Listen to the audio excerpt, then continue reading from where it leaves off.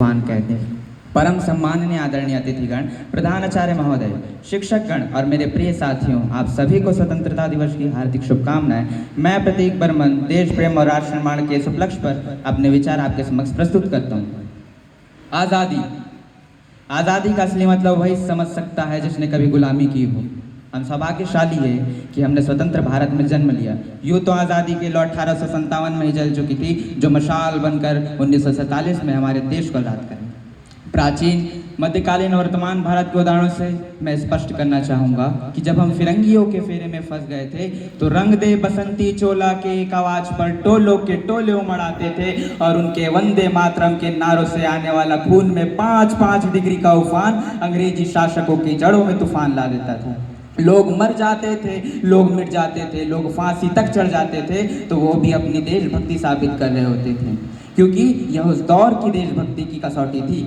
उसके बाद 1962, 65, 71 के युद्धों में अपनी सुहाग गंवा देने वाली औरत जब घर के हालात यह जाया करते थे कि प्यार भी भरपूर गया, मांग का सिंदूर गया, नन्हे नौ निहालों की लंगोटियाँ चली गई, छोटी छोटी बच्चियों की चोटियाँ चली गई, बाप की कमाई गई, भाई की पढ़ाई गई, ऐसा एक विस्फोट हुआ पता ही चला नहीं, पूरे जिस्म की कई बोटियाँ चली गई, पूरे जिस्म की कई बोटियाँ चली गई। और आपके लिए तो एक आदमी मरा है साहब, मेरे घर की तो रोटियां चली गई, किंतु मेरे घर की तो रोटियां चली गई वाले हालात पैदा हो जाने के बावजूद भी एक माँ अपने बेटे को सरहद पर दुश्मनों की धज्जियां उड़ाने के लिए भेज देती थी और उसे पत्र लिखा कर यह भेजा करती थी कि अम्मा ने खत लिखा है बड़े चाव से, पुत्र मेरे ना घबरा जाना, 1 इंच भी पीछे ना हटना, चाहे इंच इंच कट जाना, चाहे इंच इंच कट जाना।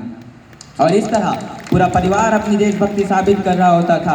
तब देश बलिदान मांगता था, तब देश लड़ जाने को कहता था, तब देश लड़ जाने को, मिट जाने को, फांसी चढ़ जाने को कहता था, किंतु आज देश लड़ जाने को नहीं कहता। आज देश लड़ जाने को, मिट जाने को, फांसी चढ़ जाने को नहीं कहता, बल्कि मेरे विचारों में जो व्यक्ति अपना कार्य पूरी ईमानदारी, पूरी मेहनत और पूरी लगन से करे ना, तो वही सच्चा देशभक्त है।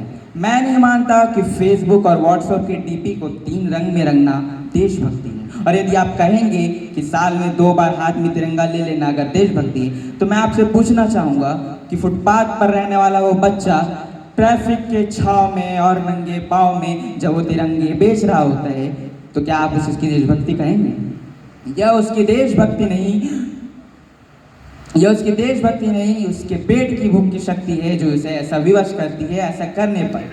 क्योंकि ना मस्जिद को जानते हैं, ना शिवालों को जानते हैं, ना मस्जिद को जानते हैं, ना शिवालों को जानते हैं, जो पेट के भूखे होते हैं ना, केवल भोजन की निवालों को जानते हैं, केवल भोजन की निवालों को जानते हैं। अपने देश, अपने राष्ट्र, अपने समाज के प्रति समर्पण का भाव है देशभक्ति। और देशद्रोही के जीवन में आने वाला तूफान है हमारी सच्ची देशभक्ति, ताकि हर देशद्रोही ये समझ सके, अगर तू परिंदा है तो ये आसमान तेरा है, अगर तू दरिंदा है तो ये शमशान तेरा है, भाईचारे से रहना है तो रह इस धरती पर, वरना ये कब्र भी तेरी और ये कब्रिस्तान भी तेरा है। लेकिन एक देशद्रोही से ज्यादा देशभक्ति तब आहत होती है जब एक बेटा अपने बूढ़े माँ बाप को वृद्धाश्रम की चौखट पर छोड़ आता है। करा उठती है वो देशभक्ति जब मुसीबत में फंसे लोगों की जान बचाने से ज्यादा हम सेल्फी लेकर अपने लाइक्स फॉलोअर्स बढ़ाने में लगे रहते हैं।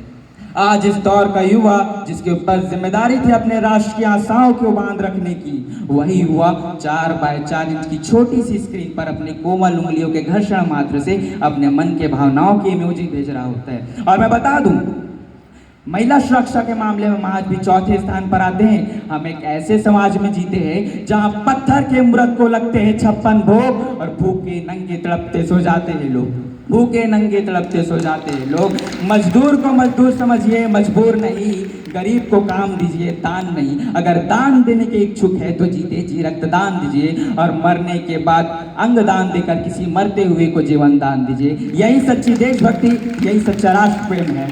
न सरकार मेरी है न रब मेरा है, न सरकार मेरी है न रब मेरा है, बस इतनी सी बात का गुरूर है मुझे कि मैं भारत का हूँ और यह भारत मेरा है, यह भारत मेरा है। एक शैक्षणिक बीमारी हमारे समाज में मुझे नजर आती है कि बड़े आश्चर्य की बात है कि जिस दुनिया को पूरे भारत ने नालंदा और तक्षशिला देकर विश्वविद्यालय शिक्षा की बुनियाद रखी, आज विश्व के 100 सर्वश्रेष्ठ विश्वविद्यालयों में हमारा एक भी विश्वविद्यालय खड़ा नहीं हो पाता। जहाँ एक और हमारे पास IIT, IIM, NIT जैसे शैक्षणिक संस्थान है, वही इस देश में गरीबों को बेरोजगारी की जमात में खड़ा करने के लिए उनके हाथों में सर्व शिक्षा अभियान का झुंझुना थमा दिया जाता है।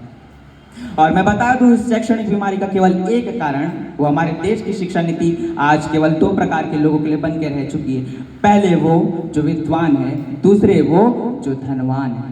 मेरे विचारों में राष्ट्र निर्माण तब संभव होगा जब महिलाओं की पूजा नहीं, उनकी इज्जत की जाएगी।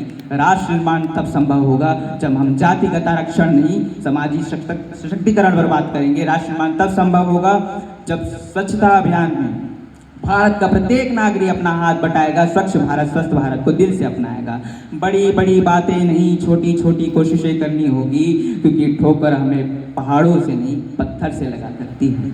और मैं सलाम करना चाहूँगा सीमा पर दिन रात हमारी रक्षा में तैनात उन सैनिकों को, इस देश के पुलिस प्रशासन और किसानों को, और हर उस व्यक्ति को जो अपना कार्य पूरी ईमानदारी के साथ करता है, जिनके बिना राष्ट्र निर्माण कल्पना करना भी असंभव सा लगता है।